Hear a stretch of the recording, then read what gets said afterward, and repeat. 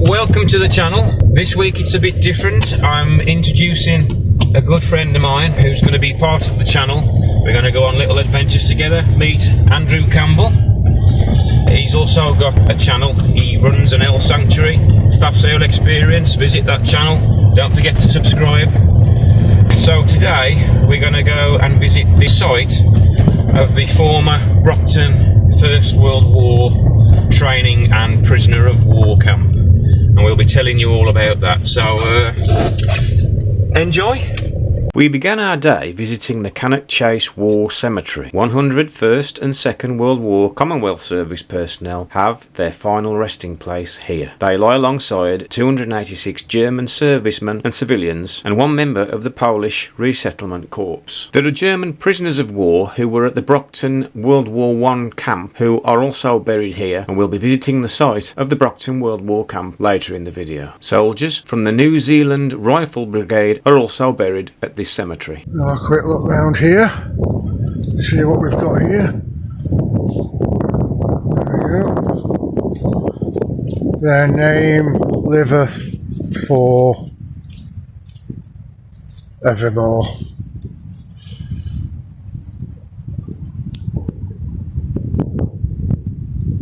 Wow.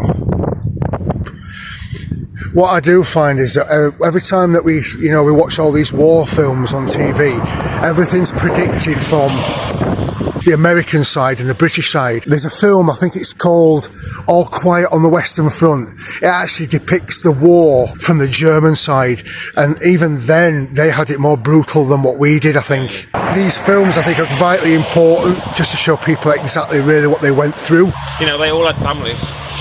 Yeah, they all had loved ones, they all had family waiting for them to come home. And it's actually quite sombre in here, isn't it, really? Yeah.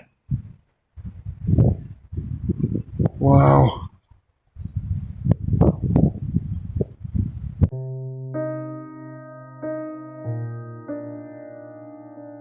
So guys, here we have some New Zealand Rifle Brigade soldiers. They were based on the Brocton War Camp, where they trained. It just shows you, doesn't it? Back there was a soldier at the age of 48 years old. Yeah. If you're 48 years old in the army now, you're redundant. Yeah. You know? So it just goes to show you what, Yeah. what it was like in them days. In Irish Rifles. Yeah, look, it's a Second Lieutenant, TWS Cusack, London Irish Rifles, 25th of June 1919, age 20. Yeah. A second lieutenant at the age of 20.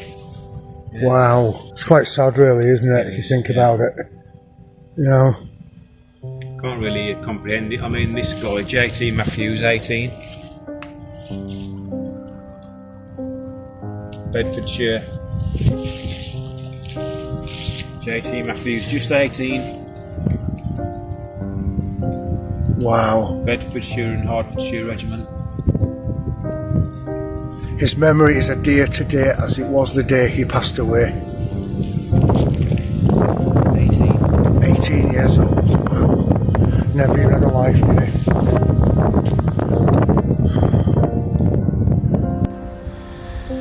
I do find it a bit sad that these guys weren't or couldn't be, for whatever reason, repatriated. Yeah.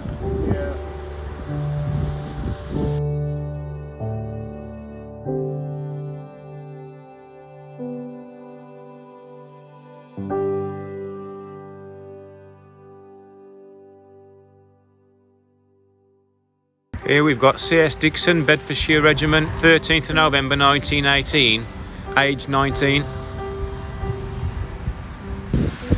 So we've got Private Daniel James Elston, Royal Fusiliers, 5th of November 1918, age 18.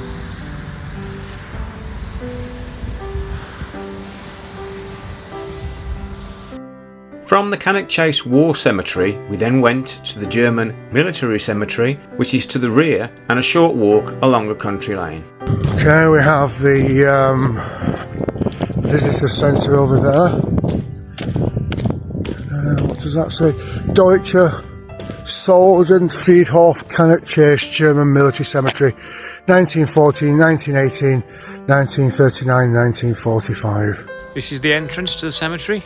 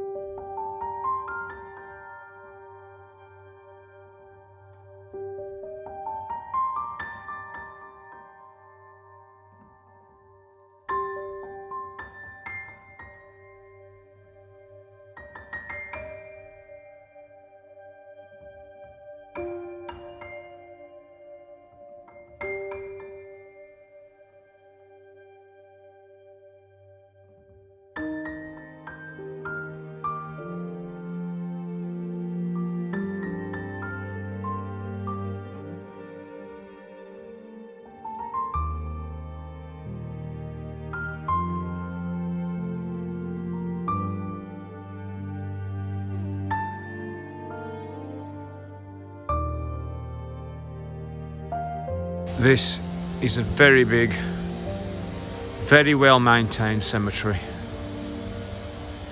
and it covers both world wars.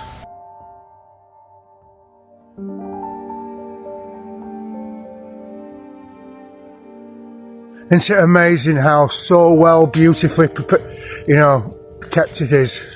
It's so well manicured. It is, isn't it? Oh, the Scottish heather down there, look, in between the graves.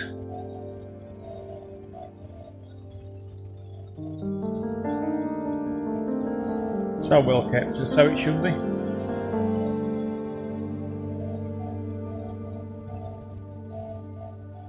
And you wouldn't believe all these lost their lives just so we could live ours. Yeah. You know.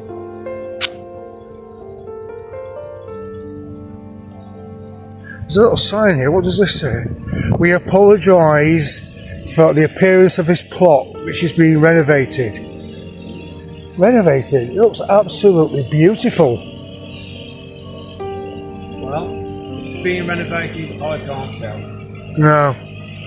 And if it is being renovated, the gardener can come round to my garden. Yeah.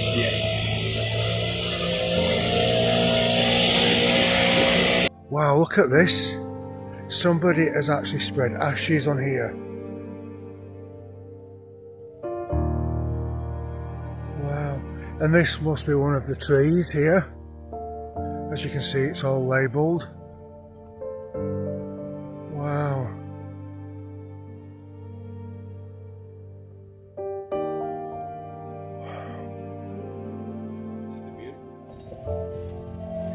So, seem to be some flat stones up here. Let's go and have a quick look.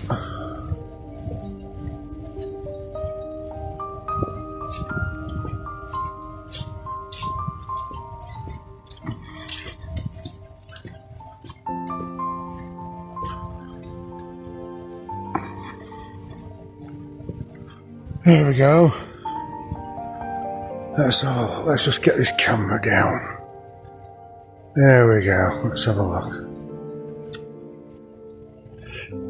Josef von Klein, Hans Dieter Gloppel, Oscar Bauer, Paul Hempel, 1941.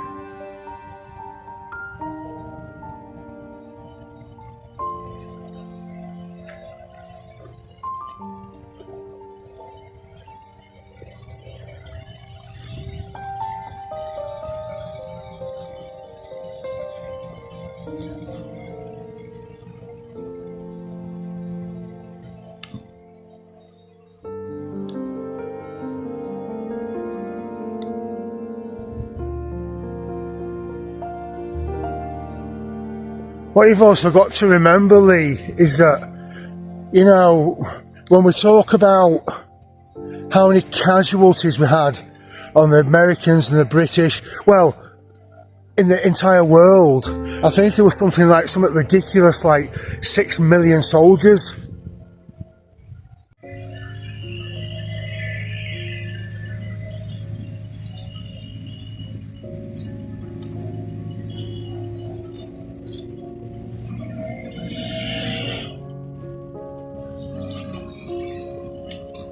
We have a workman in the background over there, maintaining the place.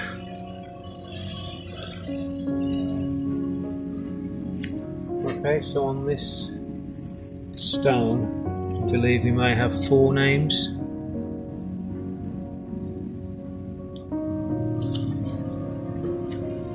Possibly. Yeah. Does that say Ukraine? In everlasting memory of Ukrainian soldiers who rest here in peace.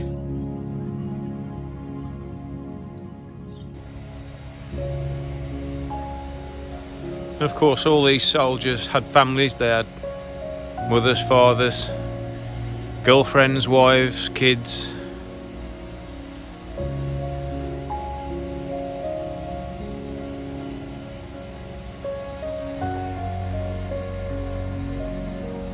It's just hard to comprehend how many people were affected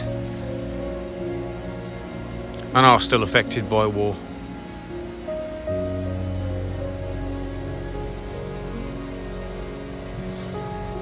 Now, let's just take a look up at this big one standing out on its own up here.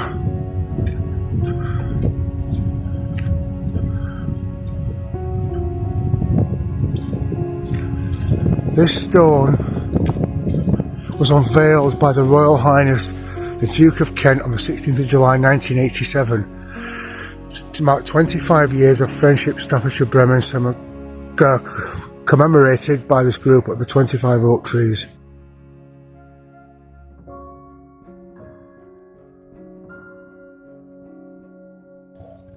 Ah, right. And now we have the oak trees, guys. Wow.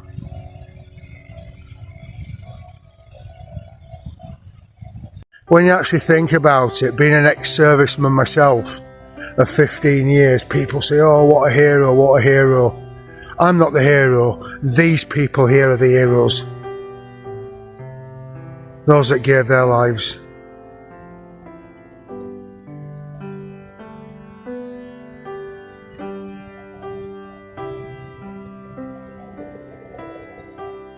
The next section of the cemetery we visited was the site of 4 Zeppelin crews that were buried together.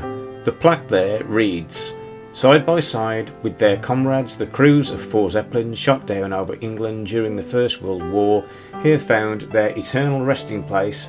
The fallen were brought here from their original burial places at Potter's Bar, Great Burstead, and Thurberton. The members of each crew are buried in caskets in one grave.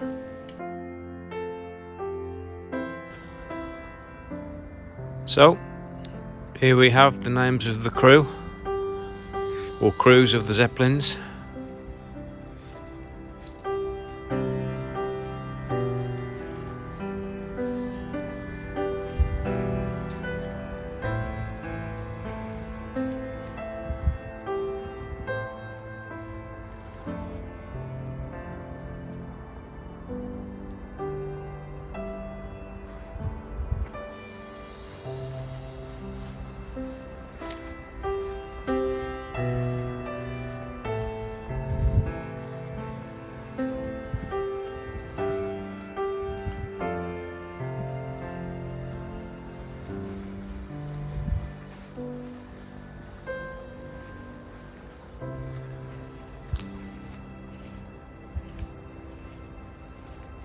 Wow, so this is a mass grave. I'm assuming this Zeppelin was shot down on the 17th of June 1917.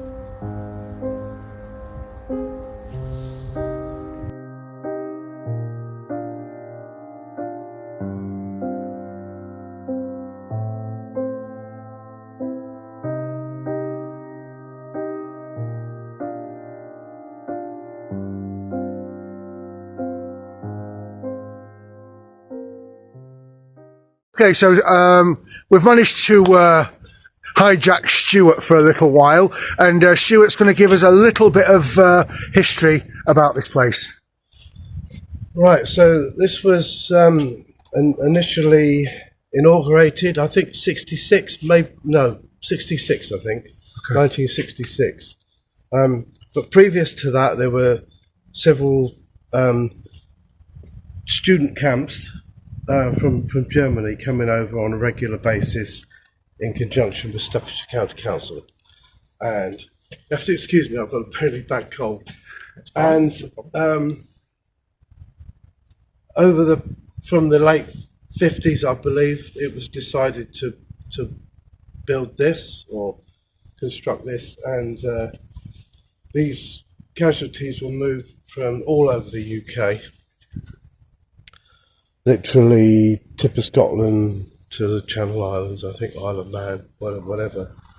And they were reburied here and then opened in 1966. I might be wrong, it might be 67, but either way, it's about that time. Yeah. The style is very different to our normal Commonwealth war graves, where we use a lot of colour. Based on the relationship between sort of Lutyens and Gertrude Jekyll back in the day. This is much more sombre. It's basically trees and grass with originally the calumnias, the heathers that grow on the Cannock Chase. Yeah. And we've now made some changes in that. We've got a plant called Waltzinia tonata, which covers the ground much better. Yeah. It grows in shade, but has its own set of problems. Yeah. So we've also tried in ericas because they're more lime tolerant, yeah, and easier to establish. This cemetery lies on land which is very typical Cannock Chase, very much like the Surrey heathlands. Very, very stony, very sandy soil, very poor soil, and slightly acidic. So that's why you see a lot of rhododendrons growing, on the chase. The ground's so poor generally on. It's very poor, yeah. And you just got to look around to see how well maintained it is. And I think that's just really important, for the memory of everyone buried here. But when you actually look at the extent of the mass graves, this is probably only a fraction of how many people lost their lives. Mm.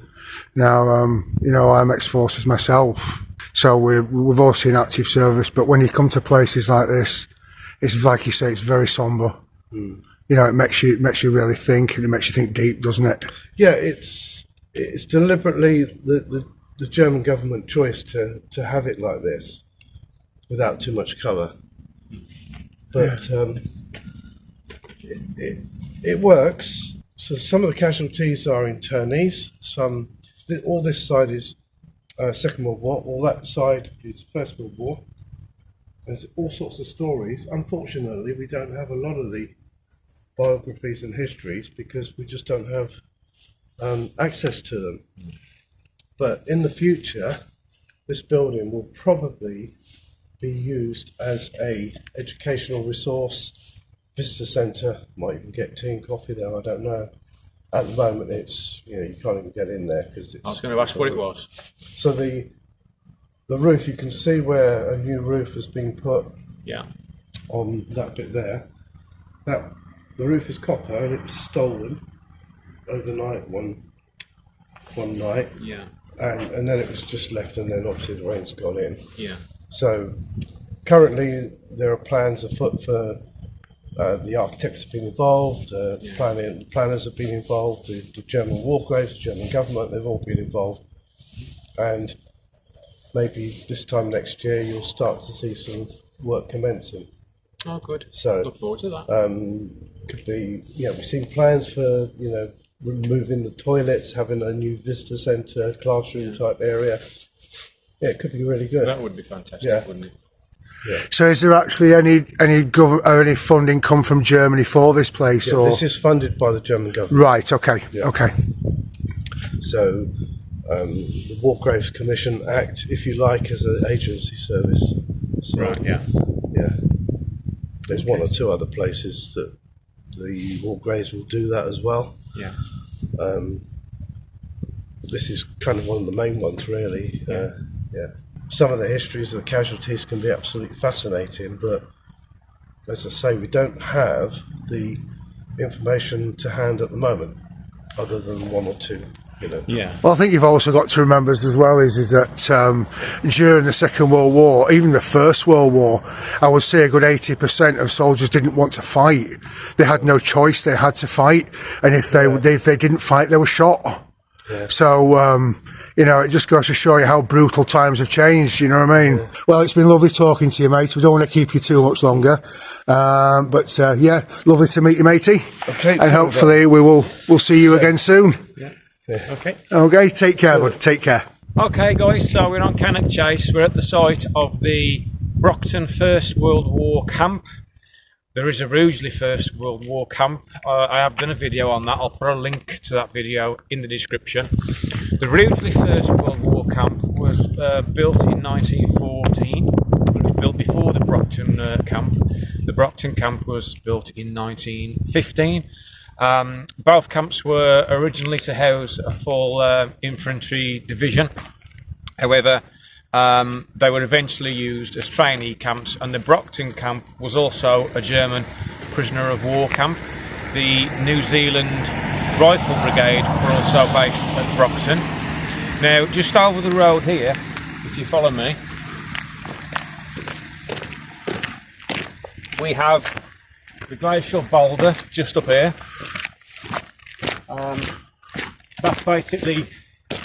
That came down during the Ice Age, about 8,000 years ago, from the Dumfries area of Scotland, and it was found and erected on a plinth. So there you go, bit of history there, glacial boulder.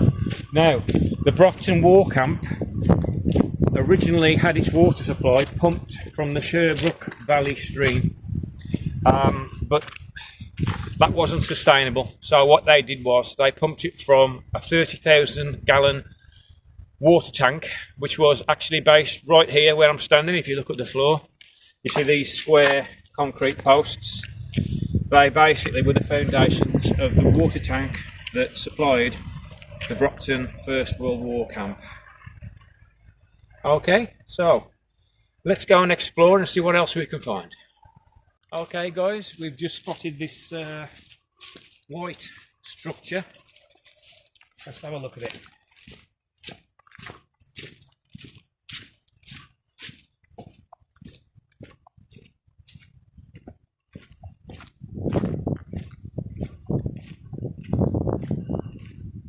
Alright, okay.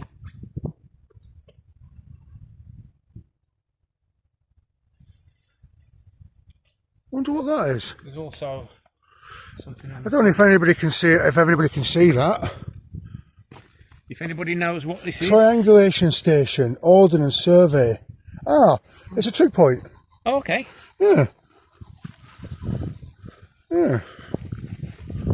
Okay. There you go then. Look at that view of Cannock Chase. Well, this is where we're going to be walking to find more of the war camp.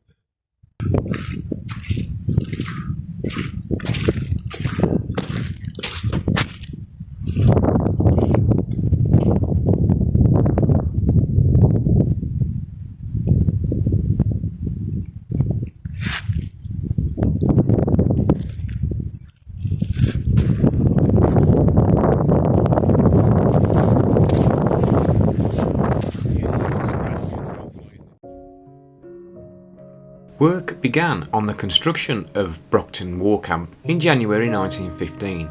The camp stretched from Brocton village down to Anson's Bank. A powerhouse was constructed near the glacial boulder to provide the camp with electricity. A sewage system was set up along with filter beds, and concrete storm channels were built to get rid of excess rainwater from the camp. Staffordshire Rural District Council constructed 3 miles of new road to provide access to the camp. Wooden huts were constructed on the camp and divided between the various units. The camp was a training base for various reserve units and also Dominion allies. The New Zealand Rifle Brigade used Brocton Camp as its military headquarters.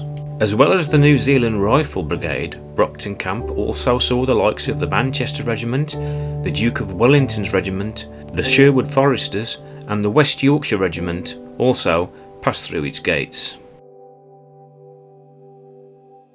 A prisoner camp was also set up at Brocton Camp, used for captured German prisoners of war. Responsibility for the daily running of the camp fell to units from the Royal Army Service Corps and the Women's Auxiliary Army Corps. At the time of the war camps on Cannock Chase, there were far less trees than there are today, with Cannock Chase being mostly exposed open heathland.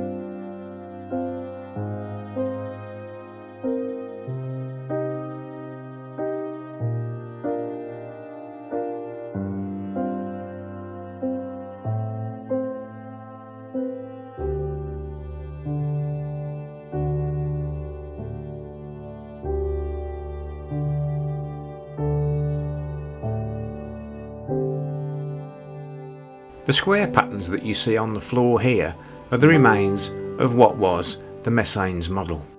One of the most successful battles that the New Zealand Rifle Brigade fought was the Battle of the Messines Ridge, and this was fought in June 1917.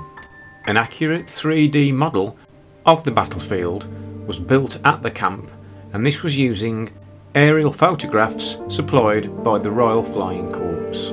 We did attempt to reach the Messines models on the day of filming, however we couldn't get to it due to all the heather and plant life that was growing, and we didn't want to stray off the beaten path and disturb any wildlife.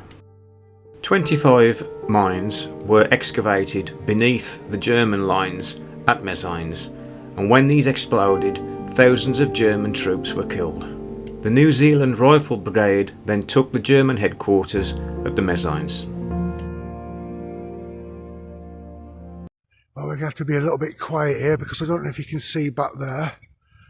There are some deer. There's a big stag back there, look.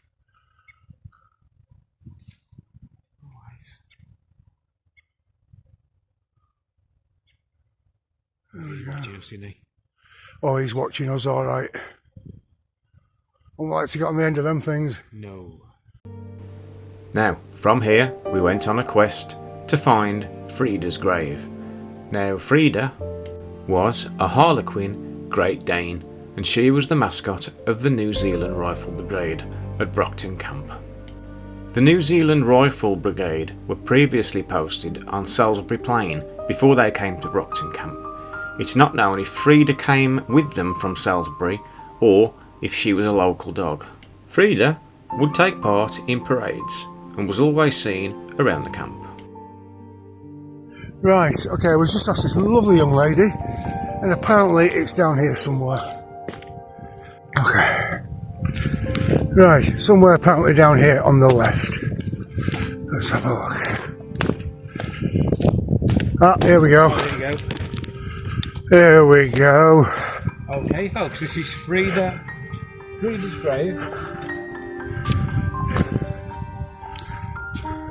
So Frida, as you can see there, was the mascot of the New Zealand Rifle Brigade, and she died in 1918, and she was buried here, although her collar was sent back to New Zealand. So there you go, New Zealand Rifle Brigade mascot Frida.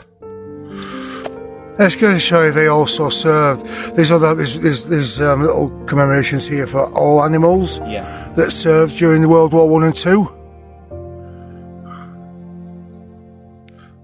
Wow, And exact date 2021.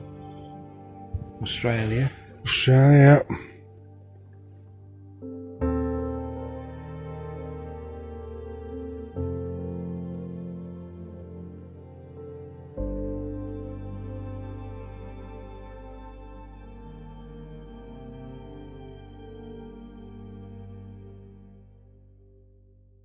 Okay guys, that wraps up this video for today.